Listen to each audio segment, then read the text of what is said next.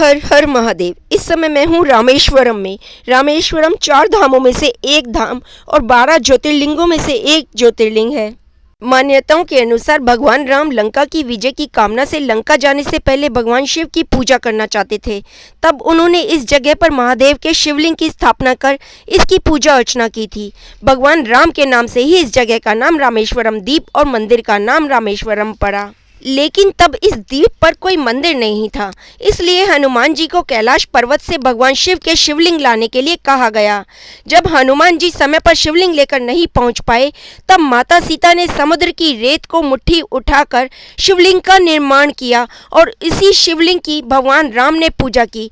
हनुमान जी के द्वारा लाए गए शिवलिंग को भी यहीं पर ही स्थापित कर दिया गया। ये जो समुद्र आप इस समय देख रहे हैं, इसे अग्नि तीर्थम कहा जाता है। रामेश्वरम जाने से पहले अग्नि तीर्थम में डुबकी लगाना बहुत ज्यादा जरूरी माना जाता है। भगवान राम ने ब्राह्मण हत्या के दोष से मुक्ति पाने के लिए यहाँ शिवलिंग की स्थापना कर उसकी पूजा की थी।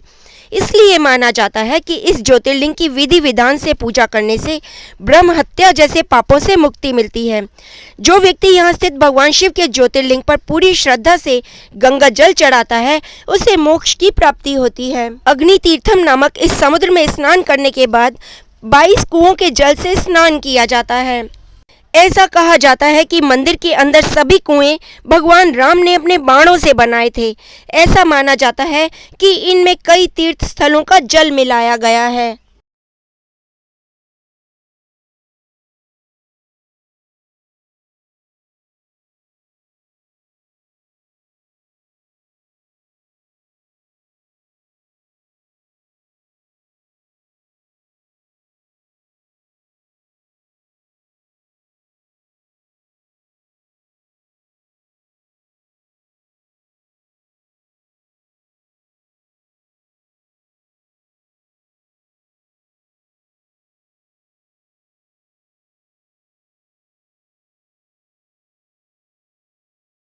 रामेश्वरम मंदिर का गलियारा विश्व का सबसे लंबा गलियारा है।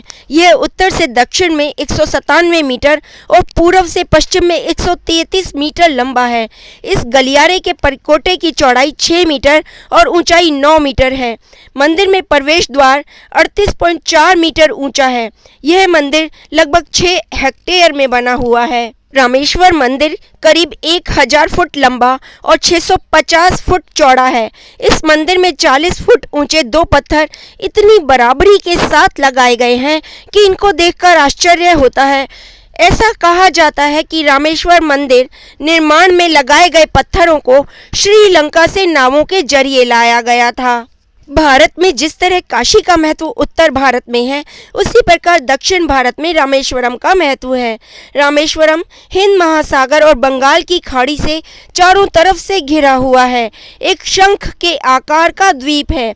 आज हम जानेंगे रामेश्वरम ज्योतिर्लिंग से जुड़े कुछ और रोचक तथ्यों के बारे में। मंदिर की स्थापना के बारे में कहा जाता है कि जब रावण ने सीता जी का हरण किया था, तो भगवान राम बिना किसी युद्ध के ही सीता जी को वापस लाना चाहते थे, लेकिन ऐसा ना हो सका तो भगवान ने युद्ध करने का सोच लिया। इसके बाद प्रभु श्री राम ने रावण का अंत किया, सीता जी को लेकर वापस आए, लेकिन उन पर ब्रह्म हत्या का पाप लगा। उन्हें इस पाप से मुक्त होना ही था। इसके लिए श्री राम ने ब्राह्मण हत्या के पाप से मुक्त होने के लिए रामेश्वरम में शिवलिंग की स्थापना करने का विचार किया और उन्होंने पवन सुत हनुमान को काशी जाकर शिवलिंग जाने की आज्ञा दे दी। वह भी चले गए, लेकिन उन्हें शिवलिंग लेकर लौटने में देर हो गई तो माता सीता ने समुद्र किनारे रेत से ही शिवलिंग की स्थापना कर दी। यही शिवलिंग रामनाथ कहलाता है। वहीं पवन सुत के द्वारा लाए गए शिवलिंग को भी पहले से ही स्थापित शिवलिंग के पास ही स्थापित कर दिया। ये दोनों शिवलिंग तीर्थ के मुख्य मंदिर में आज भी पूजित हैं। यही मुख्य शिवलिंग ज्योतिर्लिंग है। ओम नमः शिवाय। हर हर महादेव। अगर आप ट्रेन के माध्यम से रामेश्वरम आना चाहते हैं तो आपको बता दें कि रामेश्वरम टेम्पल में ही रेलवे स्टेशन की सुविधा आपको देखने को मिल जाएगी, जो कि रामेश्वरम मंदिर से मात्र 2 किलोमीटर की ही दूरी पर है। नहीं तो आप 175 किलोमीटर दूर मदुरई रेलवे स्टेशन पर भी जा सकते हैं, जो कि रामेश्वरम का दूसरा निकटतम रेलवे स्टेशन है। यहाँ से आपको हर प्रमुख शहर की ट्रेन मिल जाती है।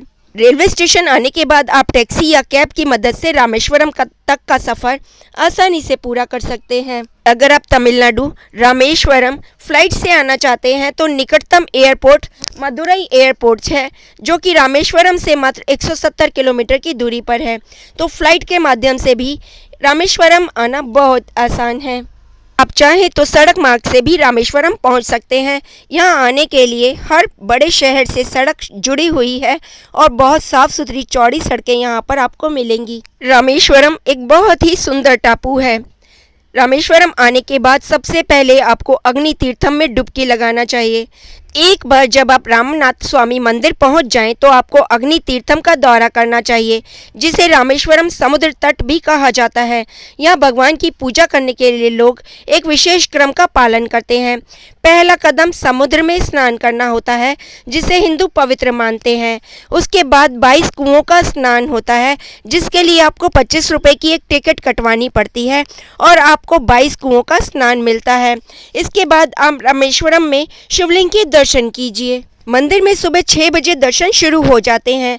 अगर आप मणि शिवलिंग के दर्शन करना चाहते हैं तो सुबह 4:30 बजे से 5:30 बजे तक उसके दर्शन होते हैं। उसके लिए लंबी लाइनें लगती हैं। लोग 3 बजे से लाइन में लग जाते हैं, लेकिन एक बार लाइन में लगने के बाद आधे घंटे में ही नंबर आ जाते हैं और मणि रत्नम के दर्शन होते हैं। ये एक बहुत ही दुर्लभ दर्शन है। अगर आप रामेश्वरम आएँ तो मणि रत्नम के दर्शन जरूर कीजिए। जब आप रामेश्वरम तीर्थ के दर्शन कर लेते हैं तो आपको यहाँ पर कुछ और मंदिर भी देखने चाहिए।